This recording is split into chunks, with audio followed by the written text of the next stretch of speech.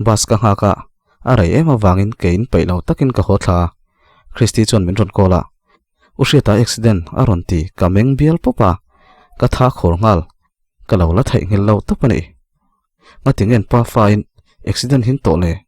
tun na yan enga tinge an tlon lo em tin ka ngai tua Christy chon ebenezeran oma class in bang toem atile ngal bang che hei ka homek ka ti chon lo let le ro zan ve lai kan ve theiom si lo kai po ka kaldon ron chukla ka lo tlan chawanga temple vela kan in tok don nia atia man mo tak chun ka let le ta ushi ta chu engti accident nge ana viewangem engma chona chang po ka lo shelo karel ru chu achiai tak zetani che chul nula bung som pasarina chiar chun zawang man mo tak chun ka kala umami chu ka kola ka hot lai tur thole ushi ta accident thu chu ka shila a check lak laka ole avan mak chine o reilu tuk lo la Chrisika ironin thatir donia a thailo pen min ron kola karon hroi don chenia atia erong vel chu lo bol mai turin ka ti boka chutia phone kam man mek lai chuan Chrisi chun min ron aw lawa ka mu vele umam hei aron thenga ka kal hal mai tin phone chu ka da ebenezer lampan chun kan tlan ta ni amun kan juk thenga u boi chun min lo nga ka pona lo uma wata chun kan valut ve wata ushia ta thopui tron ve mel tak tak ten lo ombok an hnara trokin khovel laman tlana sa ve hle ni rinom kan lut phei zela no sange chu ushia ta khumbula chun ril ru ha mel takin alo in dom kun lapa abula chun kan vathua Chrisi chun no sang engti accident ngen ni in thlasung tak chuna tia a kha a chen tanen an rima tang reng khan a chan tu chu shiat mai lom tin a mai chu han hui papa ushia ta chu andam doi pek wange ni amu hil bor bora no sangi chon tun nai chho iushia ta ron ho hi zuri maron nam ta fawa reilo te ron oma nathila chuak bo le ngal mak zel sia hanzilin han haw ve bok maila iushia ta chin shiat kha ati ve to lam lam chu ti vak mai mi ama ngai dan te nei chinia tun lai chu mut po hi kamu me ulo kan ril ru hi ha lu tuka ati zoi sap sapa a thian pani ta churon phain zu thing ri man nam hle maya chuti rol chun an polai tin anin thashon mel hle thunga u boi churon bein ani boi kan ho sanang cheu kha ngai tu amani lo kha har san nai nei ro chun min ron bewat donia kan motor hi man thai rengania an ti luama no sangi chun ole ole in ti lo mom lu tukania in lo boi puya ti in a tha ve boka u boi chun pon thlenga wa tha an kal liam ta niang u boi chu thin rim mel deuh hen ron phaya nu hriata hi a na tang hen bang ro se keiman na ka thok mayang private school ve lai mo dorai mo tunan company ya te poni se ka tho thiam to ka tamang ti ringot the chun anuni na chiat pha don a thian kom te la kha an upain zun he mel ro puisi aron ti phor phora no sang chun Christian chun min enton zak zaka keni chun omdan thiam har kan ti hle a thokan la hala mi sang ini chuang lawa boi hi apa he tianga omatang hian tun laya depression an tiang hi anei nin ka sia aron hove po hian a phur lo mele mema ruma om te hi ka bi thlachina amu thangai lawa zanreya te hian a chuak le nula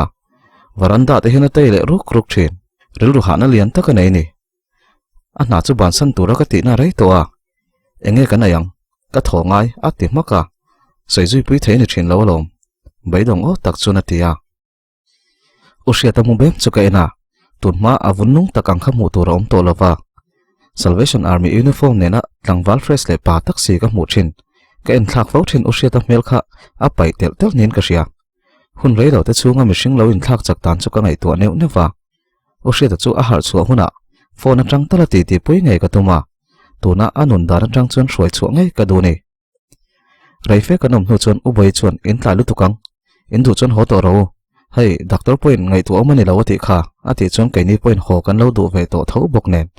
in thlasung ru tak chun kan chu sana anni po nak tu kan chuak le mai dona an so yang in serious tu kan lem lawa a khup ru so dewa mà sẽ rơi nga heng te chu adam về lệ mấy anh tia rút liếc về là lâu lâu anh ôm u bấy chuan pon thleng min ron thla Chris bula chuan Chris noi hi kan belok o tin dam doin sira chuan kan phaya u bấy chuan note sheta mel kha e monga aum dan tur tlang pui chui sha thiam mai anga nangma ne na inin kop te kha ka lo she ve a khang lai khan nun kha lim tak zeta nei ti pokashia kapa accident khan ama ngong na sataka naya zan khat thil thuwa chung ko mo phurna akawa tla thut sia a zolo ni berin kashia tuna hian in zui to lo nin ka she boka khonga in lo biala hetianga aum na ta hi hroi chho sam han tumte ti in kalaka bei se na nei sang ti riat tak chuan ngen ngol o tak chuan min bia in min mel rana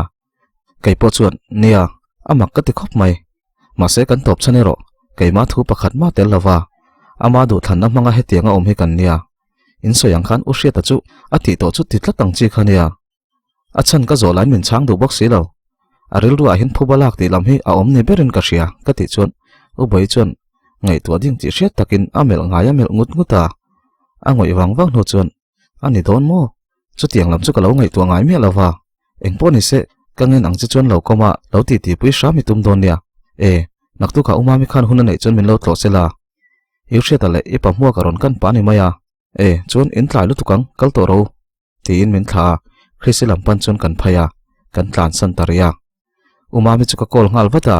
Chris chuan min thla tung viau ma se a hole na tur lam a hlat ba ka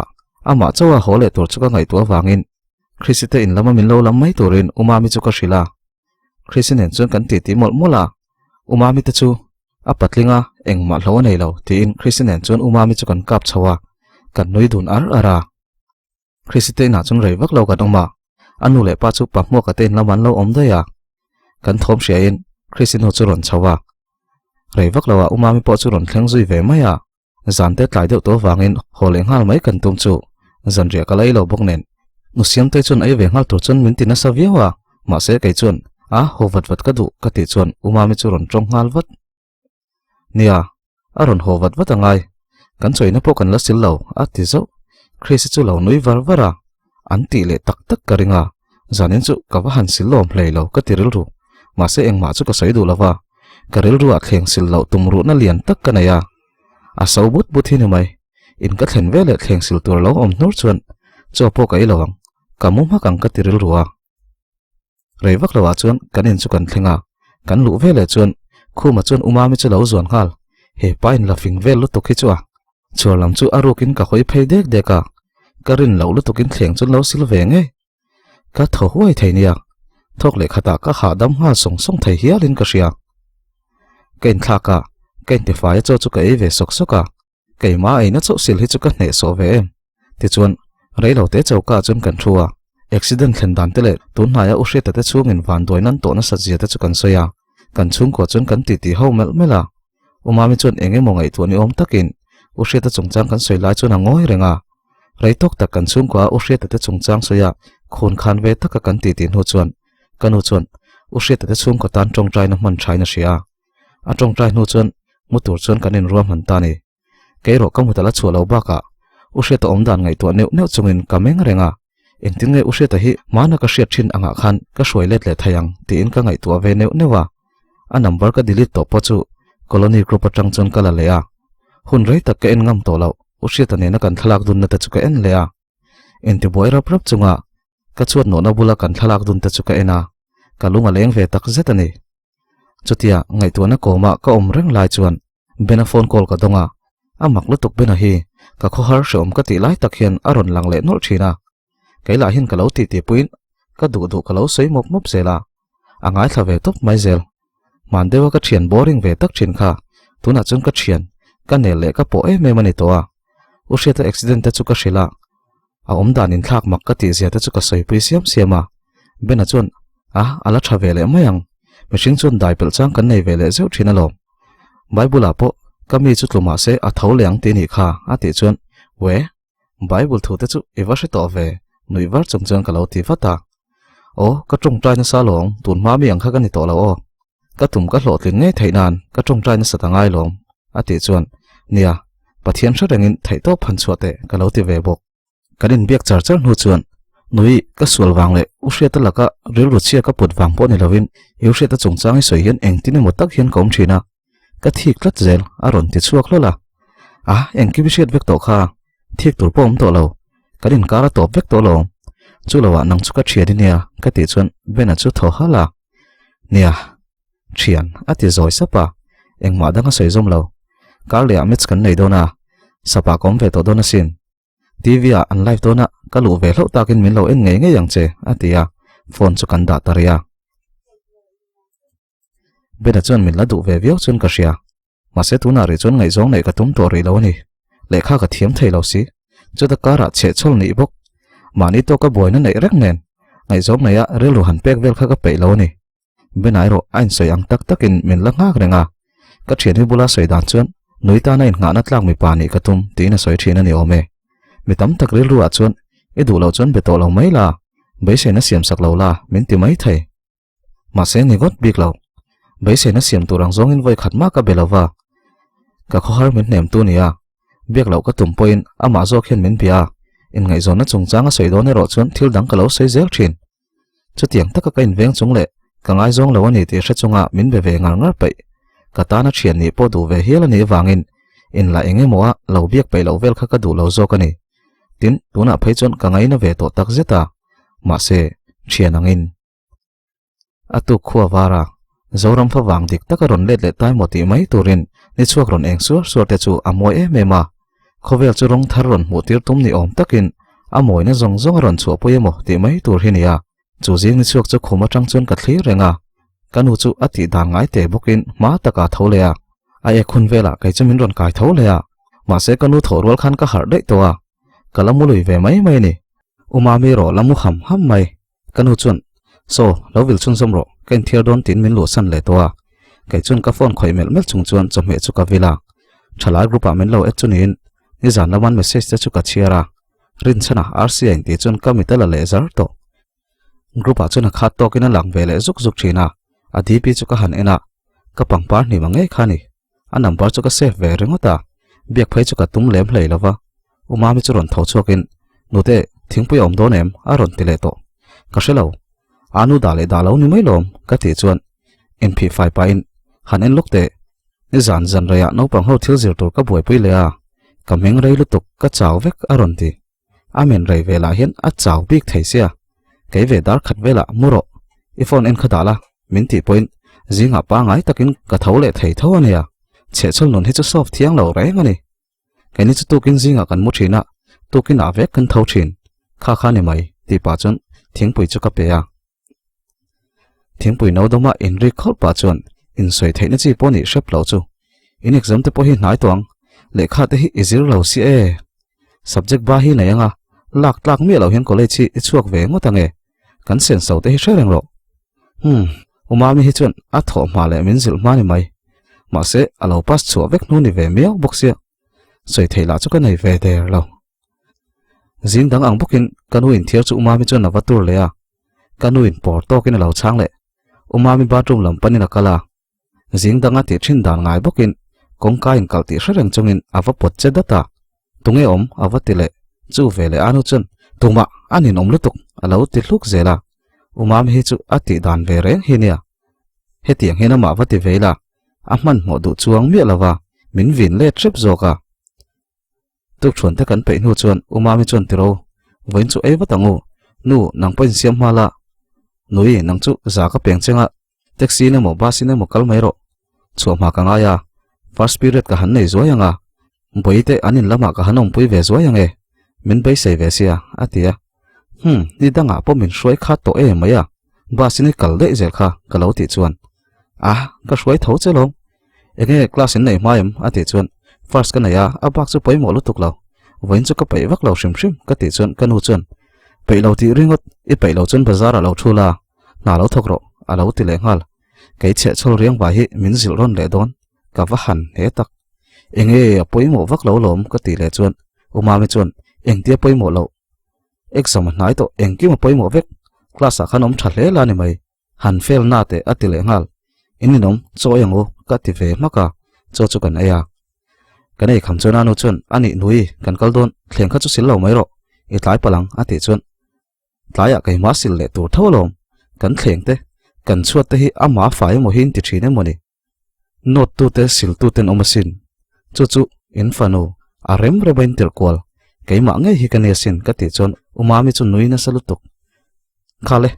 kan nu fa kan ei tur te min siam sakman tin cheng zamin pe ya poisa noi som ni lo la na ya ka o hei hi i tho that wangin tips kan peng che ala ti zui ininom in nu fa kha kal ro class chu ka tlai mayang katia noi dun hor pa chun an chuaka class kal chu ka man mo lo miss mazar class a kom pe lo ko te lo rizai ka ngai tha mun ka phiata thleng ka sila muang chang chun ken siam bok ram rami po kai ma ang thawin kal tlai tum ve thawa chutia man mo lo to ka kom chung chuan dar som lo pial to a kal tuma kain rom han vel mek lai chuan kanun min ron kol lanu voin chu class kal lo mai ro gesaron thleng don ani chu kha kan ges ka zo trap to aron ti na ka van pe lo kan veng ma sangin mail sheet kala nga box si lo ka ti rol chuan mail sheet angai lo gas bur khai sheet chona to phone ka da hei ka buai tin phone chu da ngal tak an du hin soya an off ngal moka ka hne thin kanuin phone da chia umami chon min ron call ve leng hal nute gas ron thleng don an ti ni chu aron ti le ka sia ka shavek to ka lo ti wata engtin ngai sheet aron ti gas lak tui sample ho pai ni zong hi keima hian automatic in aron lut nga zong ngai om deuh chun ka ti khera umami chuan noi pain a thatlo chu I motor te kha room almera sira khan kan da o tin phone chu da ken khak taw deuh sok soka lekha zir tharo te himin tia a to pa chon ka lekha zir lo ai chon min tir lo bok hin hlau jok tin ka phun nunga ram chu ka kola karon kal lo mai gesaron thleng don thu ta ka ti chuan in hai join le to ni mo aron tikher email chiani chu tin phone chu ka da maka tlanga ron auzuya keipo ka motor hun rei tak kanor chua to lo chu sufai thokin kan gas burwak chu ka da lut lea kalir thai khal thiam ve chun la hi api sai chon nui gas lak nai vanei thave kha panhi lengang min lo da ve te ala ron te zui lo da ro katia apunen chunan ron zona api sain min nor puye tum chuan angai lo arit lo tin kai main kanora api chon nangi lo om lo hi chu zia hle mai ama chon arem hian min puya tuna chon nangi om to a ti chia chu karil ruwa kai ko om hi chu tu po hin wa nei ni hi kai hi ka khongai kain chok chak tin ka phun supa kalo tong chua ka niang api sai chon engtin moi ti aron ti deuh ha ka soi ve mai kalang pi ka tia gas point lampang chu kan pana kan wathleng chu an lo in tlar thap to pangpa ni ma ka ti po kha alo oma oi ma se che chol ve tho niang ba ta slipper nen ke kor bul tial tele ti sat ban bul nen gas bur chu alo nim nin ka sia awahan pangpa ni ma lo tak gas bur ni mani so ma se ain chai lo pon mel chu thareng ma se che chol chu in kom lawang kan man lo jing om mai tin ka ngai to na wang chon ka nui chuak suka ka vain tlar ve api chon nute ka zung lok don ti khan lo veng ro atia kala mel shet lo hlom box ka zak ve ro pi zung pa ngain vazung ro ama pon fen choya ikun ringot ang khan watimi su tin ka lo hawlok api sai khatiang zun khat ching lu tuka minan hu pal chona za thlak api le gas ni ma chau chu shet ka nei sia ani la chon min shet to lo mel lu tuk biak po chu ka tum bik lem lo ka phone chu ka khoi mol mula gas kat vel chu kan da anti vel dan chu alarai phian do leng hal gas ni ma chon min ron pana mami naw khatiroi ni aron tivara atong chu zangwa mai ni gas ila ve don ni ka ti chuan yes nangzo kha gas lak na chu ibanai thareng reng ve ati chuan nia khita kanom lai atanga ka hna nia kala chel reng ani hi ka ti maya ani chon kai pok ani ve tholom puin ngai donem ati chon ngai lawang hai apinen kan nia ka ti le pi sai wa nai mo so solai so kan inania nang ni an kala ma sadona kawa danga min lo hak ro inin chau kha ha thlakang ati chon nia ka hu phur ve reng thai chu ka thai mai nga ma se ka pei lo top amaron in sei lu ni boka tong kam tha pon kalo hil du lem lawa ole I pei te chuan ani mai lom ka ti ve maya abu ngawa api sai chu ron thlenga rin chan ani mo min wa put sak lete ati chuan kapi sai wan min tir man kalo sei lok vek to alo ti an lo in ngam to sa le ni don hi ka ti maya anin hialin anin kap fiam bora gas chu kan la rc chu kan nga ka reivak lawa ron thlenga min nor puya kan ti thamel mela mana april pal lo vul tur na mun chu kan kalpel lai te chuan heng lai mun te hi mani lok kha chuan avulin a moi mema tuna chun khang pangpar te khan thil zo le der chuni mai sia ring nun po hi tiang mai hi ni mana kha chun usia tanen gas line kanin chai dun ara kanin mangai na te kha parvolin a hlimom mema ma se tuna chun khang hun hlimom te khan liama kan mangai na par ve te po achul zauta khovel hi zong heti te shep hi ni sia chutia ka ngai tu na koma ka ngoi wang chuan arsi chuan hey aron ti supa kalau shemai lawa api sai chuan aming he ani lo nu te ni kha alo ting hal kanui suka nia kalau ti ve wata nu te aron ti ve le mai boka oi ti pa chuan amita tak chuan ka ena a hoile chuka refor si zakzum ve takani ti ka chiang mai classical to lo emni atia ke chuan kale ma se hai gas lak ni nia ka chola ngai ni hi nang jok tin ka zot leta kal to lo le khazir chu ka tan chuan bai ani mai ka thiam thailo kan dor thilvel ka deliver thin ka phur chang ina tia api sai chuan rin chana te chu khilai wholesale dor lian deuh khi an ta lom anu le pa hi kan veng mil hun le hausan nia ani kha an fa padu sola ni kha aron ti arsi chuan kan hausalo niang chu engma ka nei lo hi chu lawa le kha ka zir pai lo ti lo hi chu ka sual po ka shlo ya alo ti ve wata pi sai chu nui maya kanin zon kan thlenga a chholai nor tur chu arsi om lo se chuan kan ha via wang arsi chuan olsam takin min nor kai poya api te po anina chuna da sak thlapa alo ti fo to niang apunen po anin nel ngang mai api sai te na tang chuan ron chuak phei le watin kanina chun gas chu min ron da pui ve le a thingpui in tur chuan ka soma a in ve maya kan ti dun ve luama ari ve du phar khop mai nelom takania usheta letling thok hi ni mai ani chuan soitur po hre zung khop maya kar le tho tran zanin khoma karon panang che te chu lati ta deu monday in khom hi chu ka peilo ka ti po chuan arsi chuan in khom ve hi tha mel thet ngana zela tia atong do reu sia kan hial peilo ole tin ka chang mai zela thil sang kan soi kaya kan veng kanom na la bik chu dam doi tin tam thin thu te azana po mani chu mai that lo thu te chu min shila adik karing ka dor kal hote hian tlangwal rui mel deuh hi ka tok sia engtin ma phei chun min ti lem hlei lawa lo na chang po ka lo she em lo kai chun tung lai hi enga tinge dam doi ti hi an tam em le ka tia a chan na po ka bei sei lem lo thing pui chu ken siam ve a ka in ve a se chun mizoram pa ho sa te hi roi lawa sum dong ho san tam em alom shet ki mate hi tuna hian chui me kan nia ati chun ka u te ti tia chu pa ming chu ka she fo to tun hayan tlangwal pakhathian fake account na tang hian pushiat ki ma kan minister naw hi ron bai thina evidence nei to thu te ron soya chuti chung chun tv kom te hin hre chuang lo mo a hlot ling ber thok hin an thoa thalai te min han fui ve ang zot zota ka ngai sang lo nia ati zunga ani mo ma se thalai tom zo khi chun an ngai sang ani hi ka ti ve a ngai sang tak lo aru kin an huwa mai chanan tlon le a hetiang hi chun sual hi kan bo lawang ati phiar kan thu sei chu a vei zong takani mel he rei takan ti tin hu chuan atlai to minning palang ka kalange atia Allah ma em hi ti tur em ka nei chuang hlei nem ka ti po chuan ain thlasung to niang ni danga kalaron leng le donia gas lak le huna ati supa gas lak le huna kherlo current bill pe khuna po ka te chuan kaini chu online in kan pe a atia online a pek lo dan kalo zong donia ati maya min chu santa abula omchu kan ri phar mai ma se min biak chung zong khan min mel thangam mi alo trong du tak mani se tlangwalin ngai tlom le zak zum takani ti ka chiang ina han omni len don ta ka chun tin khu ma chu ka bola ka sor shep chin chak sorila umami hi thin rim don zia ka bol fai mek lai chuan khu man do reu zia te chu ka ngai tua ka ngai trep ma se ama ber hian ek ma she mang si lo min nel em to le ngala a cho chu ka la ka siam saka hetiang anga thil man to hi kai tur te hian min pe se ka thau ve dewang ton lai phei chu ka cher zwalin ka sia khumaron oma tang hian ka chhun thil leina tur hi ka dong thalo tlatin ka sia ni zo te thik mai rol ka ni to lo ti tur om lo ema lekha zir ve te ka han tuma rewak lo chu ka zir ve a phone khoi chak na kai ma ron thleng le tlat to a phone chu ka hriat lo karin ka lo khoi le to hei ham college chu ka kal tluan point ka ring to lo ya a hawe college zo lo hausa tak an tam mai tin kain nem chapa ma se enge hausak pui thom talen ka nei le tin ka ngai tua engma ka nei lo kanon hi chu bai don thla ka ni chutia phone ka khoi mol lai chuan u hre ta chuan min ron call hlola re ro tak chun ka changa ka text na mo ve chen yang hello ushiat ka ti zoi sapa ni zana min lo kana ni mo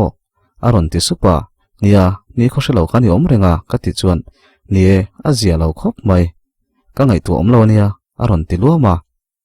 ni zani rim kha ka ti chuan ni e tun lai chu kanun hi amu mal lo lutuka chu wang chuan inti hadam nan ka in ve zeu zeu lo mole atilea ke chuan ani in chuan hi hadamem ka ti ve nga ta kein chung le rui chung te chuan hadame tin min changa a rei lo ro puisia I haranga anga yang bokini omlea e chung te zong zong ril ru hain siama sin ka ti chuan nia ka hrialom ka thil ti hi a mor ka bok thei donin ka hria iumami point an hna mulet le nge yang chuan keini pani po hi atia angoi le daya enge ka ti chuan a thei to lawang atile daya soiro vin deuh tak chuan ka tia ka thil ti hi ka hlotling ani chuan ka lakai ril ru kha ila thlak lo ni chuan a soi zom lo ka thlak ngai lo ka bei se na nei zong zong ten bei dong to chung point ka hmangai na hi chuan ala ngak tlat ti ka hria ma se chung chu ka soi ni chuan min zuam lu tu ka hlau bok sia chulam eng ma soi lo chuan iti tum chu zo watla manang khan nung le ro ka tia u hria ta chuan manang khan nung le taila mana ka nei angkha ka nei le thengem ati chuan hre thiam lo takin thai em emang ka ti maya a vain mo ka hmangai te ka ngai zong te po mo ati chuan ka hre lo le a thai mai thei sin tin ka chang maya a tho hala anui suka thale ar sinom sang rei to e mai hei thlasika nai tana anom dun le theinan ka thei top ka chuang ti chuan nang point ati chuan ole ka ti ve maya ka mi tu nam le man nia u hre ta hi chu ka lo du e mani kan ngoi dun wangwanga soi tur mai kan thelo ke chuan u hriat engoi mul khame to ilu po boxi I thalo zo vek ka tia kan noi maya te reng mai engkim fel huna o atia kanin pianga chu ti topin phone chu kan da u hre ta thil soi chu ka ngai to le ta engkim pa ngai le hun chu ka ngak lel tak zeta mana u hre ta kha ka ngai ani tlailamania kanu chon min lo kola voin tlai chu tel le thil dang engman ron leilok man lo thun ron soya kan dor thin ver dor te ngak tu pakhat api dor kai kan ti kam tam ve do mai chuan ka kal liam che mo tia chuan nu te hi a chuak tam ve ni ati supri chu ka hria hoile tin an hriat phak tur tok vel chuan ka chuak tamani lo min tir tamani zok ka vati let khera ka kal nal nal che cholin ni ve lo e in hra thiam lo ni kha leng mai maya ka chua hi e awang ve sin thiante ne na kan chua ve don point hai hi lo ti phot ro ani zel chu wang chun ka chuak tamani lo min tir tamani zok tia vui phai nong nong chuan kanin lam chu ka pana anu te po tel te chu bazara ron lei ho ve ngal mai om hi nia bung som pariat na chun zom le ngarang hriata POV bulkan tan ve thung don ani kapate construction hoya chuan manager pakhatangin ka thok ve a min tu sakin manager dang te ain ka thafal ni ma na min ring em ema tin an hna po engineer te thlengin ka pui ve le mai thei thina kan pu te point min du sak viau mai ma se chu hna chu tho reng ka tum ho lawa ka chung ta hriat lawin na dil tur o man ti chun exam ka nei ve renga ma se chui ro ka thil kher ngai lem lo Mizoram a hin le khathiam hin lo tam to ni na dil kan tam thei e mai mani om chang chun thil sang sang ka ngai to thina a khat tokin umami nen chun kanin berenga ma se umami chun ke chun phubalak chu karil ro ka da ngam to lo ka chung te ka ngai to hen annun der thonga ka da ngam lo ati tlata ma se alang lo lama min puero ain huam hle thung ka thil tumber chu phubalak ani ka pa hetianga siam tu chunga hian ha aya ha ti hi karil ru ni tak mai nui po ka thari ngai ka hmangai te ka hlata ngai ti hi karil ru pakhatani adik po dik reng ani phubalak ngai ka tumna chuan keima hi min nor kala huat na hlirin karil ru hi a khat to ni berang chu ka thin kom te zinga pakhat chu pushet ki makit ni thina nia pushet ki male puzo le na thuruk po tam taka hriani chu pa chu he company a hian driver ania zo khathar lampanga akal chang hian an tan hna thok rin an thuruk tam taka hria kapa accident na khan tu zok nge amo phur tu po hreng yang chu chu zo chuang ngai tumin ka kom renga he company driver ho hian zun duin an rui rem thin anom dan chun ka om ve mop mop mai ni kan na thona hmuna chung kan ria chil mai thina longtlai lama kan om lai chun kan na thona lama mai che pakhat nen kan in tonga mai che smart le mel thata kani ani nen chun eng tin tin emo kadin koma kan ti ti na pushet ki maten a unau pan phia ruk dan le tun thlenga jela alo om dan te phubala ka du thu te chu a soi chuaka ka beng ver zong takani wangin ka soi zaw pui zela ani poina rukin ti che talo tum ve mek chu ni in ka mel ma te mel ma chu ka thian ani ti chuan tuminang le duinang chu thian thatak kan ni ta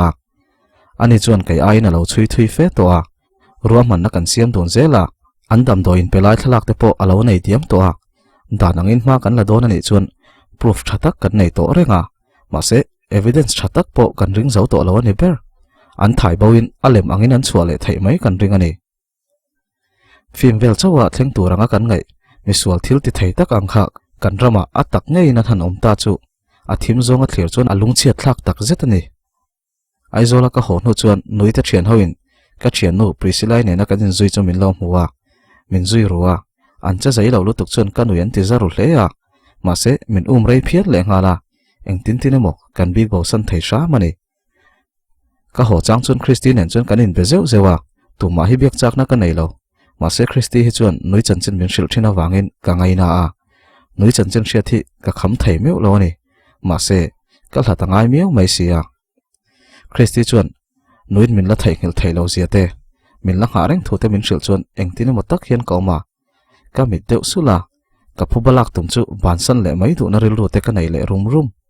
ma se wheelchair a thu ka pa shom taka ai nor kal lai ka mu chang hian mi pa fa hi a thin lunga dam thei mol lo ani kha accident kha kala ka phuban lak do wang le min warning na ni ti ka chiang hle sia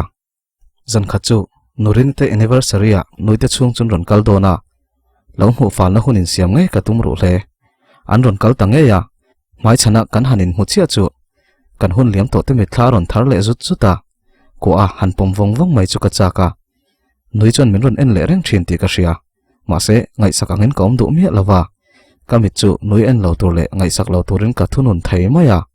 ka thin lungero ka thunun thei ngang lo ani man ai khana du om to zok hialin ka sia kha tlei rol tu om tak kha ka ngai ani ti chuan hun rem chang chu in school ko zola ngai mai chuan a top na siam tumin kai mu pui ta zo na tam tak min zot lo na enge chan ti ro a hre chak le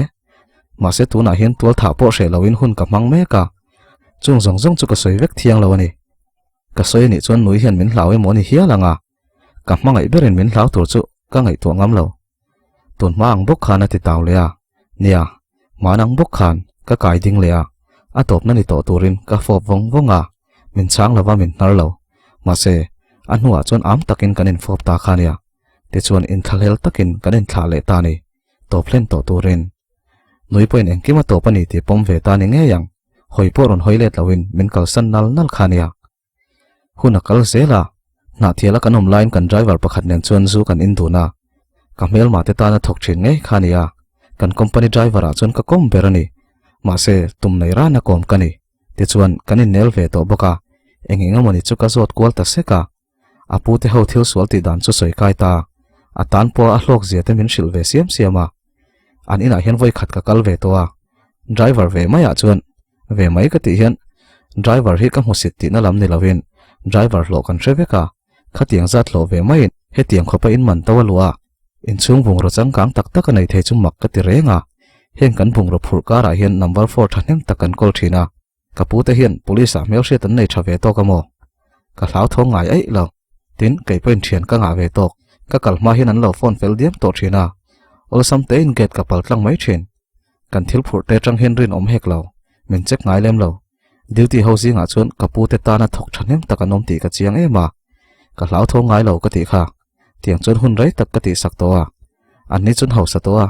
sum do na lian tham takan tin chawa cable tv show lian tak taka sponsor kolin mi hlo tling thokin an thowa ani na taka chon thalai te thisena sum dong an nia an sum do na thup nan heng an dor lian te hin mang ve mai chawani an thil zor te hi shal mi lo ma se an dor hen boy don mi lo ti na ni chu kapu te ho chu pol lian ve takan ni ti mai teang ka hre thiam ve vek lem lawa ka ti tur zong chu bung ruwa him taka thlen khani maya he company how to pa ber po hi an polami ni sin asum lutum tu zinga tel ve reng anio ati chia phai chu ka thin hi tot up ani mai chu company chop chon ti chiat vek ka doni kha mania pu mo kan ti accident kha ka puin min shila da tha turen min tia he tiang thil kher hi chu ka ti do lo tin ka tang thlata ma se nor lui kani ati lai chun ka kut chu ka hum ru sau sawa angin chan cement banga athlok per chak tur khop chuan han nek ngal mai chu ka chaka insum tak chuan kain petru sau sawa ka han thole hok thin kanaw pummo ka fapai ni ti ka hriania kha accident kha kati pakhat ma telonia pudi kati ni kha he company driver zinga mi ni lo pushet ki ma driver te zinga mi ni kai chun ka du lo thule he tiang lo zonga antana ka tang kai sok thu ka soya ka tang tlata diktak chun ge ta hian ka poimo ve e mani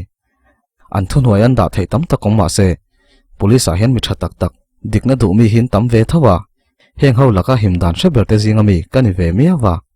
kai chuan ani kapa thatura thu pe tu chu tu ber chu nge ni ta ka ti chang faka pushet ki male pu zo lian an nia kan pu hi chu ain rol lem lo chon ka sia ipan en khan anin nel ve ema ma se an ho hun ture ro kha chu a hril nge in karing ati chuan thin rima wang ha chang chial bap pap chung chuan an vain ka that vekang ka ti chang faka driver chuan mandeu khan pushet ki male pu zo lian a churin hlan ni khai sianga an dorte anin te dap sakan ni kha ma se kan media lian la mai ro an puang zar du mi alawa an wadap pon mu pon nei lo renga ma se albert lalbiak dika an man tak dei kha an zinga mi ve thawania pa ho satak ve thawani mi pui ho ka hupnan kha pa kha an phia ruwa an man tir ta ni kha an ma ni polami nge chu an ma ni vekin report in an man tir mak mai sin ati lai chuan albert chu prisilai u khani ti ka sia ti chuan chu zan chuan ka du zong zong chu ka shekim ta atuk zan chuan kan panhin aizol lampanin kan hoa kai chun phubalak dan tur ka ruwa man fel vek towa thi nai mo kapa anga hliam an nei ve chawin he in paina hi atopang phuba la lo chuan lalhriat puya hi kaum mai don lo he phubalak na hi pathian in min pompui lo ni poin min dal bik kherin karing lo kan ho ko nga chun kan thian pa pakhat kan la ve boka zu chun du dun bor khop mai an in dun renga kai chun tlem te kalem pui ve a prisila nen kanin bia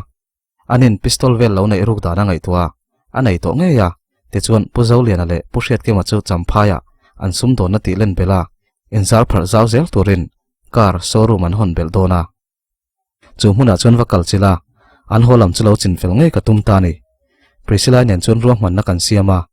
kan thian te pani chu an rui hle a kan driver chu lo kai ma maniang kong sira lung chu kan tai ni berin ka ria kau panglama chuan kan tluta khania asir bero om kani boka kanata bera engberin nge ka ke kha del po ka hrelo ka che thailo atliak ni main ka ria ka chu ama khan kalem ve seka ka kai ve thona chu kanat na chu min chok lo te eng tin tin emo ka wak chok tur chu ka chuan puipa kan thian pa pakhat chok ron ri thlarop chuan kaluwa chiang takin min tela kalu haina sanen ka thidang kan motor chu mitlom ngai ten eng tin tin emo min tun pui hloma anung le thei mai boka aizol lampanin chak takin kan tlana ka chung te min kol saka eben azar lama kanin da ta ni ka kevel chu anat ema wangin na chok na sang min peya kamu hil ngal bor bora kalunat lutuk wang te poni pakhatang chu atu ka har chuan noi message lo oma ni zan lama min lo kan ani oma kaum dan chu makati thute tun ma kanun nei le le turamin du thu te chu min shila ka chiar chu ka ngai tu na kal thui hle maya ka ke chu na lutuk to lawa tiang hol chung chuan ka kal thei ngal maya mi zo in zak do tiang kan ti mayang kha kan la ti chuan kanin lampan chuan kanin po ho ve le ta ni kanin chunga mi pa pani chu kan kal hlei thei lo chu ni der maya ka wa han lak lo tak prisila chuan min ron texin pushet ki mata chuan an ruam man nan thlak thu le an thil ti tur chu kar le lama khon an tum zok thu chu ron soya tuna wakal chil lawa an ron ho le lam lo chan zok mai chu a fin thlakarin thu te soya mi pui tamna kan che chuan kan chana che zok thaya an kal lam hi chu zui tun nga dona an ron ho lamero zana ni dona wangin tam takan ni lawang aron ti lawa hun tha ka nei le don lawani tin chu hun chu nang kher lo mai la kapa chunga he tiang thil ti tu dik tak churin dan mai ni to lawin thu dik nek chiang taka ka hriat ta ka wangin phubalak che ti tur ka nei to ka tho chu aveng deuh hoka phuba chu kala thei ngei to donin ka ria danina shem thei chi lo chuan dan pona ka chet ve mai angai ni nui chu ka kola engkim ka chingfel thei ni chuan a mang khan kom le thei ka ringa ka bei sei tlata chumi chungchang soipui tur le min lo kana wanga lom thu soipa chuan ka kola engkim a fel huna anga yanga kanom thei don le don lo te tun ma ka nei thin kha ka nei let le thengem ama chu ka nei le thengem ti in pe hel taksin ka zota ayes lo na min latnar bik lo nin ka ria ma se kha chen ka hoisana tun ma a thin lunga katlak na tang khachu kan ni to lo tuna chun min tuna ai ma in min khong ai na lian to rin ka ria ma se ka hlotling ani chun engkim nei le le turin ka bayang har sa don ma se ka thei to kin ka taksa ka soi zoya ka tum boka ka kalpa ngai thei thuin ka reng ma se ka ke veilam tha chu adik thei tami alawa kal han har sangoi ngoi chu ni lem lo na tiang hol lo chon ka ring thangam ho lo thung ru khoi thiam te ka en tir lain a thaveka adam mayang an ti zela ana chu omlu tuk to lo na hanrin don hen ka ring thangam tlat lo ani ma se chu tiang mai chu ka thil tum min dal tu a man ka tum ho lo enrin zana nia kanu le boyen in khoma kapa nen chau chon kan oma kapa chon min ti ti pui siam siama e zir le doni point e zir le mayang nai zong ani point na pa ngai dilla mel shet ka nga I tho tu ron tok chu om mayang e pu te khwa zamuang lama po high school computer instructor naruaka chungte chu deal vela tu nai na hi chu I chiat pha em mai e pu te bula zu komla inun pozia de uzokang ma se mi painia nangma thutluk na siam role ni to a I thu thu chunia ati chuar chuara kalawin ngai to donia tin ka chang maya ka pa chu roma chon lut le in phone chu ka khoya prisi chu ron lang lola pistol le amu vel men ron pe a chem te ron keng thale bok an ma ni kho sa thei ta kan ni boka tin a u thian te lama tangin pushiat ki mate alanga bai ngam si lo ma se ti chiat vek do si anom ve no ka chung ho chuan an puya puitu nei thatak zetani tiang hol tur ka chang po chu min ron kena hol mai me nuam tur rin om tak zang tak si ka cha aron kenga kanu te lo ho ma chuale tuma wangin ron om rei po tum lem lawa ma se kan ti ti deuh luam phota kan ruam man na te kan soi du na atiang min lo ken chu mi vok nan po du tu samani thu te soin kan uang du nin fiam thu kan tho boka hun rei tak kan lo nga to kan ti to tur chu kan phur du na ni ma se prisilai chon min ngai to ru hle a ka ke chu adam chiang bok si lo ka ti thei tak tak angem ti chu min zot le thina ken pai to zien ka changa ke pani ni to lowin ke pathum ka nei zo ka ngai la ka silai ka na dal don chuang lo ka ti deuh supa prisilai chon I moi mul buk chup nen I tiang nen zong zong khan I sual mel ngoi ngoi ti chuan anui sen sena kan ruam man na hlotlin nan tin kan kom chak thim la ya chuan huiski kan dom dun zo ya kan ina em hi chuan sual hle mai la ka in du bik lo ni ruya ka lu te ro chu thu san ni se ka ngai tu thina tun ma kan un dan te he tianga ka kal tamai hi poi ka ti rualin min nor tu hi ana em ani ni chu her liam ve ret reta chuni kan nga le mem chu thlengta press meet an om don buka wangin chun lama chon vain lan lo tha kan tia tlai lama na chun lamin kan chuaka champhai lama chon kan kalta ni amuna kan mi te tila prisilai mi ten ni jok mang chu anom dona anlo thli thlai renga dar kwa vela an ron ho thei don chon ti wangin kan man mo lutuk lem lawa driver puzolian le pushet ki mate chu ron ho tur kan ngai kha alo ni lawa police panin an ron zui ho dona chu chuan thil ti ti har sa zol mai thei ma se engkim huama kal kan nia ro rel na dik thlen thei lo tu police chu an du ang ro rel na dik lo manga shem chu ka hre bik reng reng lo ka silai chu ka pai tha thlap to a prisikara chuan kan chuang ta ni he zan nge hi engkim kan chin fel san tur chu ni ti chuan ka hmangai te kianga thlamuang tak le ha dap takin kaum lenga non bul ka tan thaleang ole khati zong khania a boring mai theya ma se min lo ngai thak sak shram zel ton ya tun tum phai chu karen nei lo kar hi zawa computer ka zia sa chin kha engla ya nge ka top ti kha ka hret chi asi lawa chuwang chuanin phone a kan han type chun zom rengota a thuin mulo lutuk pal ka hlo wangin sheta POV ka ron ta ta nui POV ngor ngor nge midang dang po kan ngai thazel du soi hawila ngai no min la ti zelem ti te bena POV hi zia ve ka du dewa anga in tiam comment lama soi hawango tin usheta hi phubala kher he tul kan ti puyam ti dei soi hawila ti chuan a top nan ka thon thu zia le chiar lo ngai thabe thin tu ma dhuile apon thui pui te kha in zawain ba bai ve ko lo like ula lo subscribe ula in page on lo share ula comment khalo nu chiale thwin tum don ya